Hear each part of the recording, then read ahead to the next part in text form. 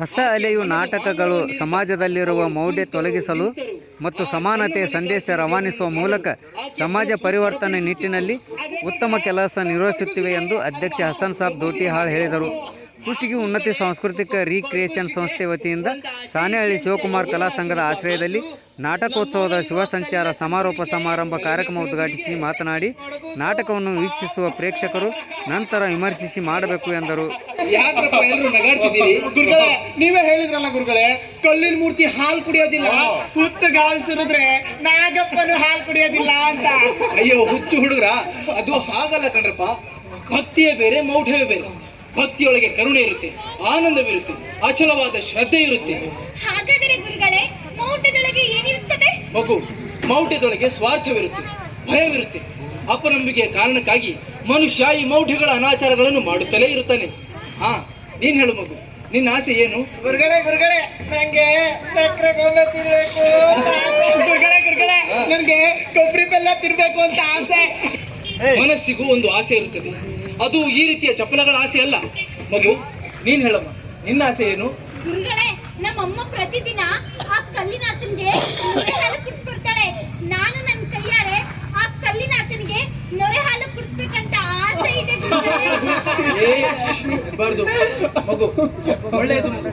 ಮನಸ್ಸಿಟ್ಟು ಮಾಡಿದರೆ ಎಲ್ಲವೂ ಒಳ್ಳೆಯದಾಗುತ್ತದೆ. ಆ ಶಿವನೊಲಿದರೆ ಕೊರಡು ಕೊನರುವುದು, ಹೊರಡು ಹಯನಹುದು.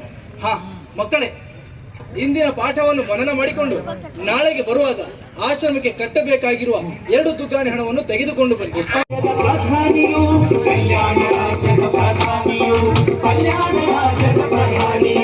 ಗುರುಗಳೇ, ಬಸವಣ್ಣ ಅಂದ್ರೆ ದೇವರ ಗುರುಗಳೇ? ಮಗು, ನೀನು ಹೇಗೆ ಭಾವಿಸುತ್ತೀಯೋ ಹಾಗೆ ಮಗು ಬಸವಣ್ಣ. ಮನುಷ್ಯರೆಲ್ಲರ ದೇಹಗಳು ದೇವಾಲಯವಾಗಲಿ ಅಂತ ಬಯಸಿದ್ದವನು ಬಸವಣ್ಣ. ಹಾಗಾದ್ರೆ ಅವ್ರೆಲ್ಲಿ ಹುಟ್ಟಿದ್ರು? ಹೇಳ್ತೀನಿ ಮಗು.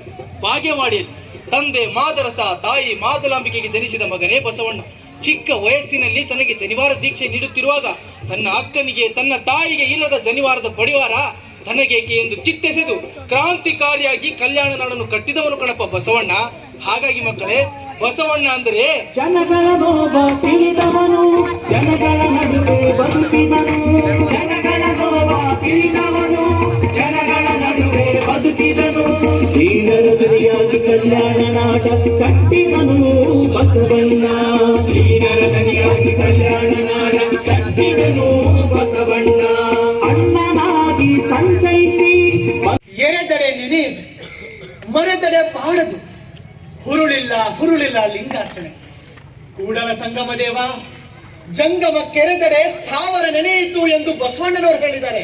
ಮಗು, ನಿನ್ನ ತಾಯಿ ನಿತ್ಯವೂ ಬಟ್ಟಲಿನಲ್ಲಿ ಹಾಲು ತಂದು ದೇವರಿಗೆ ನೈವೇದ್ಯ ಮಾಡಿಸಿ ಅನಾಥ ಮಕ್ಕಳಿಗೆ ಹಂಚುತ್ತಿದ್ದದನ್ನ ನೀನು ಕಲ್ಲಿನಾಥನ ಮೂರ್ತಿಯೇ ಕುಡಿದಿದೆ ಎಂದು ಭಾವಿಸಿದ್ದೀಯಮ್ಮ. ಶಿವದೇವಯ್ಯ, ಇನ್ನು ನಿನ್ನ ಮಗಳ ಹಾಗೂ ಹೆಂಡತಿಯ ಮನಸ್ಸು ಪಕ್ವವಾಗಿದೆ. ಅವರಿಗೆ ಇಷ್ಟಲಿಂಗ ದೀಕ್ಷೆಯನ್ನು ನೀಡಲಿದ್ದಾರೆ ನನ್ನ ಗೆಳೆಯ ಸತ್ಯಪ್ರಕಾಶ್.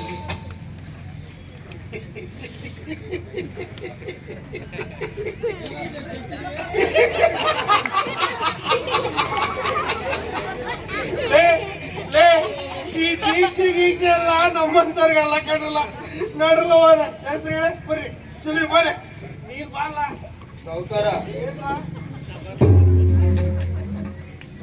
ಇದ್ಯಾಕ